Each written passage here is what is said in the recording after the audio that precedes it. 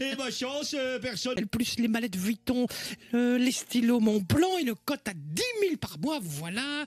Ouh, 145. Oh, ça vend. Forte. Et je t'avais dit d'aller à Poudlard, c'est gratuit. Mais ça n'existe pas, Poudlard. Oh, et notre petit Gabriel. On va demander une bourse à la Fédération Wallonie-Bruxelles. Mais n'importe quoi, Philippe. On n'est pas assez pauvres. Mais Elisabeth, oui, Elisabeth, elle a pas droit. Ils sont complètement mythos. Mythomanes. Merci beaucoup, Daniel, d'avoir joué avec nous. J'espère qu'on vous aura apporté un petit peu de lumière aujourd'hui en plus du soleil. Surtout si vous êtes sur le point de passer par Feluy, parce que à la hauteur de la sortie Feluy, on nous signale qu'un camion a perdu son chargement de gravats qui se retrouve éparpillé sur l'autoroute. Évidemment, cela provoque quelques embouteillages. Soyez prêts à freiner, donc en arrivant à hauteur de Feluy.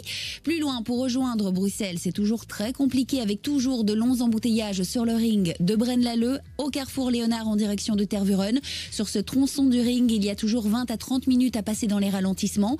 C'est compliqué également pour passer Wemmel dans un sens comme dans l'autre, et puis ça bouchonne toujours aussi à l'approche de Bruxelles, que vous veniez de Namur, de Liège, de Gand ou même d'Anvers sur l'autoroute 19. Là aussi, encore facilement un gros quart d'heure à passer dans les ralentissements. Évidemment, tous les axes secondaires dans la capitale sont saturés, et à Liège, c'est également très très compliqué, surtout sur l'autoroute 40 et sur la E25. Alors sur le 40, pour vous qui venez de Bâtisse, direction l'échangeur de Loncin, les files commencent à hauteur de Soumagne et se prolongent jusqu'à l'échangeur de Cherat. D'ailleurs, elles s'étendent également sur le 25 qui vient de viser, des embouteillages qui se prolongent même jusqu'au pont d'Amercœur. C'est vraiment deux axes à éviter en région liégeoise ce matin. RTL Mobilité. Partageons la route avec Belle RTL. Où sont les fans ? Avec Jean-Michel Zeka. Et je vous le disais, on accueille ce matin en direct dans Où sont les fans, Léna Luto. Bonjour Léna. Bonjour. Ce rendez-vous sur 2 jours.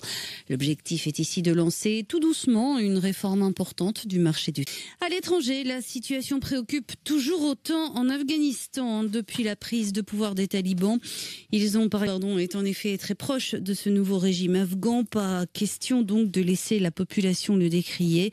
Les talibans l'ont montré assez clairement avec leurs armes. Il devient le premier au monde à autoriser le bitcoin comme monnaie légale, à côté du dollar américain, d'économistes et d'organismes financiers internationaux. Sa décision pourrait faire tache d'huile dans la région. Enfin, la France rendra un hommage organisé après-demain aux Invalides. Elle était à l'origine prévue pour les militaires, mais a été étendue aux civils qui ont marqué leur temps. On poursuit cette belle matinée à votre service avec vous, Sophie Nolvo. Bonjour. Merci beaucoup. Bonjour Céline, et à tout à l'heure pour d'autres Belgique, précise l'hôpital bruxellois. Ce traitement de pointe est rendu possible grâce à la technologie d'un tout nouvel souhait. C'est ce que les islamistes ont répété aux Américains. En tout cas, la communauté internationale attend désormais des preuves. La vallée du Panchir appelle désormais au soulèvement général. Enfin, toujours concernant la situation et la population afghane, un appel a été lancé à quelques jours de la conférence ministérielle humanitaire qui se tiendra, ont besoin d'une assistance.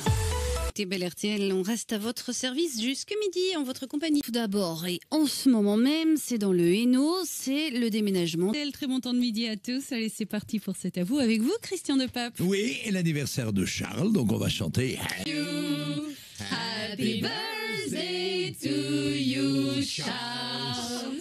Happy birthday to you. Bravo. Ça me laisse sans voix. Merci. Et cette émission va rester là-dessus. Merci les amis, prochaines infos à 13h. Vous le savez à tout moment sur RTL Info.